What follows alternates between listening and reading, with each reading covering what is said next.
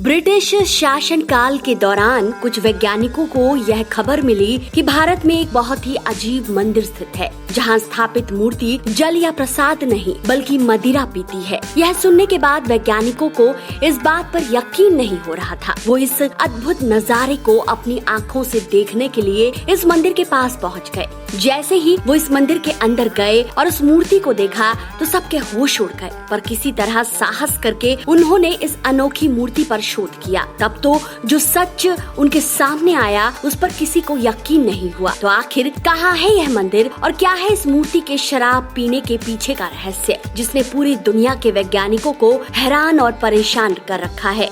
आइए इस वीडियो में जानते हैं। दोस्तों, यह अद्भुत मंदिर महाकाल की नगरी उज्जैन से करीब 8 किलोमीटर दूर शिप्रा नदी के तट पर स्थित है, जिसे काल भैरव मंदिर के नाम से जाना जाता है।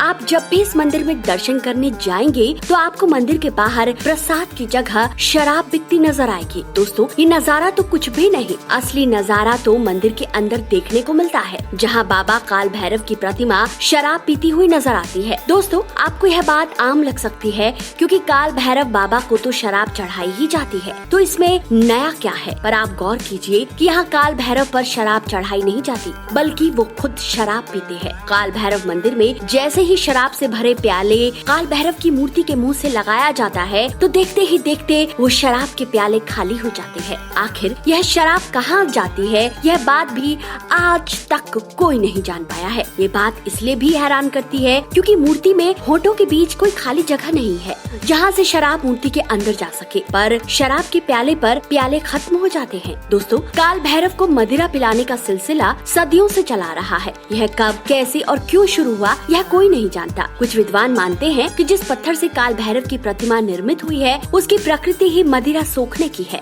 लेकिन सवाल ये है कि आखिर सालों से एक छोटा सा पत्थर अकेले इतनी मदिरा कैसे सोख सकता है। कुछ विद्वान ये भी मानते हैं कि मंदिर के गर्भगृह का वातावरण ही ऐसा है कि जहाँ मदिरा भाप बनकर उड़ जाती है, लेकिन किसी भी तरल वस्तु को भाप बनने के लिए समय लगता है। पर यहाँ तो काल बाबा काल भैरव के मुख से लगाते ही कुछ ही क्षणों में प्याले के प्याले शराब गायब हो जाते हैं। कहते हैं कि बहुत सालों पहले एक अंग्रेज अधिकारी ने इस बात की गहन तहकीकात करवाई थी कि आखिर शराब जाती कहाँ है। इसके लिए उसने प्रतिमा के आसपास काफी गहराई तक खुदाई भी करवाई थी, लेकिन नतीजा कुछ भी नहीं निकला। उसके बाद वो अंग्रेज भी काल भैरव का भक्त बन गया। दोस्तों, काल भैरव का यह मंदिर लगभग 6000 साल पुराना माना जाता है। यह एक वाम मार्गी तांत्रिक मंदिर है। वाम मार्ग के मंदिरों में मांस, मदिरा, बलि, मुद्रा जैसे प्रसाद चढ़ाए जाते हैं। प्राचीन समय में यहाँ सिर्फ तांत्रिकों को ही आने की अनुमति थी। वे ही यहाँ तांत्रिक क्रियाएं करते थे। समय बीतने के बाद ये मंदिर आम लोगों के लिए खोल दिया गया। कुछ सालों पहले तक यहाँ पर जानवरों की बलि भी चढ़ाई जाती थी, लेकिन अब यह प्रथा बंद कर दी गई है। अब भगवान भैरव को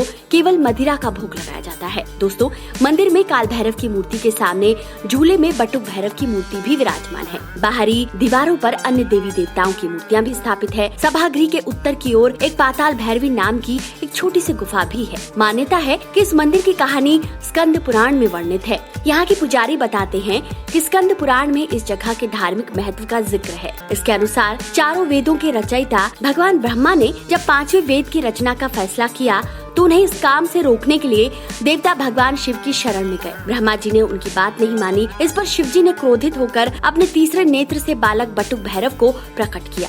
इस उग्र स्वभाव के बालक ने गुस्से में आकर ब्रह्मा जी का 5वां मस्तक काट दिया। इससे लगे ब्रह्म हत्या के पाप को दूर करने के लिए वे अनेक स्थानों पर गए, लेकिन उन्हें मुक्ति नहीं मिली। तब भैरव ने भगवान शिव की आराधना की। शिव ने भैरव को बताया कि उज्जैन में शिप्रा नदी के तट पर ओखर शमशान के पास तपस्या करने से उन्हें इस पाप से मुक्ति मिलेगी। तभी से यहाँ काल भैरव की पूजा हो रही है। कालांतर में यहाँ एक बड़ा मंदिर बन गया। मंदिर का जीर्णोद्धार परमार वंश के राजाओं ने करवाया था। दोस्तों, आज भी बाबा काल भैरव का यह मंदिर दुनिया भर के वैज्ञानिकों के लिए एक रहस्य है। आप इसके बारे में क्या सोचते हैं, हमें कमेंट करके जरूर बताएं। इस वीडियो में फिलहाल इतना ही।